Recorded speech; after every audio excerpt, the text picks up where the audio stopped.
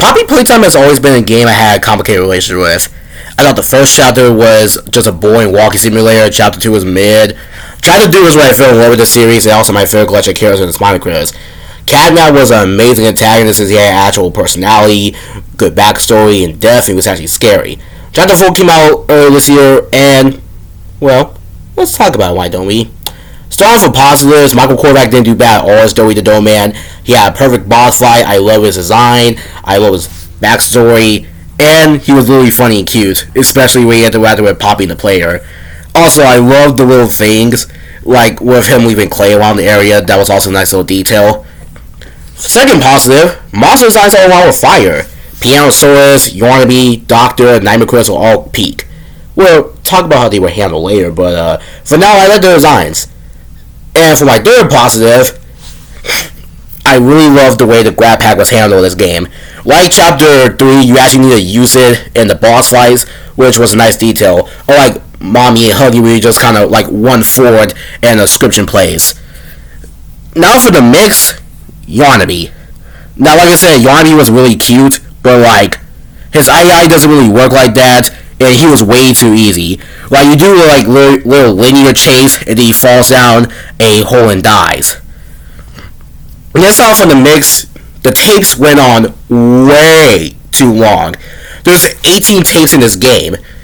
Most of these have been cut out in favor of making the boss fights better.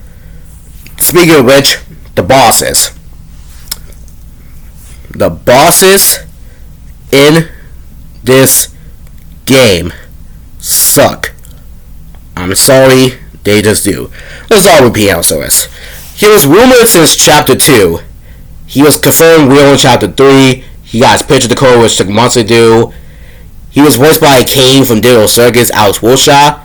And he had 16 seconds of screen time where he got ate by Doughy. Why? What was the point?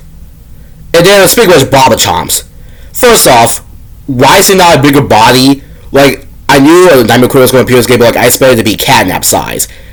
Like, the plushies don't count either. I'm talking about vanilla Bob-a-Chomps. Like, how in Chapter 3 we have vanilla Catnap. No, he's getting a slightly fat Bob-a-Chomp plushie, and multiple fans have said that it should have been Pianosaurus. I agree with that. Like, have Pianosaurus in the room instead, and you need to rely on the light from his keys to guide you through the area. That would have been a much better boss fight.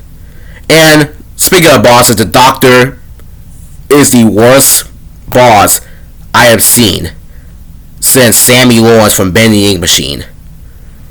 He's the one who killed the kids. He's the one who made the experiments. He's the one who caused all of this.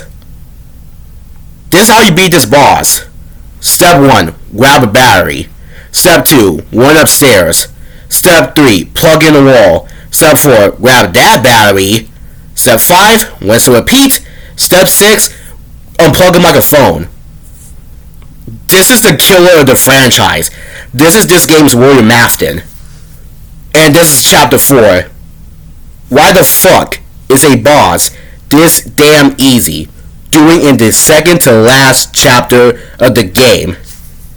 He should have been way harder and he should have been way more scary. He also has a problem having long success where he spends most of his time yapping and not a lot of doing. Chapter 3 again with Catnap, I think had the perfect backs because like he was actually able to back up his claims. The Doctor's like, I'm so evil. But then like the nigga is just on life support. Like, what's the point? Anyways, about the story too. I think Mob put way more emphasis on the story and not on the gameplay, which is a similar problem I have with FNAF Security Breach. Because the story's really good, but it caused the gameplay to be really lackluster. The gameplay, a majority of the time, is pretty much tape, and some talking with Doughy. And while I do like some of the tapes, like, again, this one with the Doctor, but, like, it's a video game. I'm playing it to play it. If I wanted to watch tapes, I would just watch a movie instead. So, again, good story. The gameplay is really lackluster. Also, as for the ending, I don't care if Huggy Wuggy is a character. I'm sorry. He's just really boring. He doesn't have a personality. He's kind of just a big-ass monster that wants to break stuff. Again, cool that Phantom come back. I don't really care for it, like, at all. I will say, though, him and Kizzy are looking rough, though. Overall, is this a bad game? No. Is it my favorite series? No. Do I like it? In the end, this game gets like a 5 out of 10. Again, not the worst horror game I've ever played. I've seen worse. But the villains really bring down this chapter by how underwhelming they are. Anyways, thank you. I'll see you in the next one.